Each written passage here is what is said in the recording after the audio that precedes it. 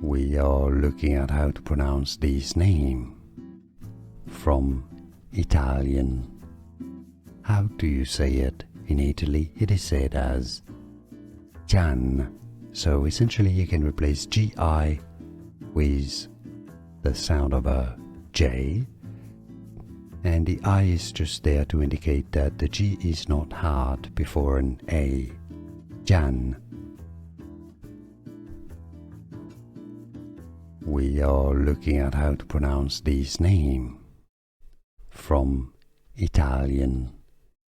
How do you say it? In Italy, it is said as Gian. So essentially you can replace GI with the sound of a J, and the I is just there to indicate that the G is not hard before an A. Gian.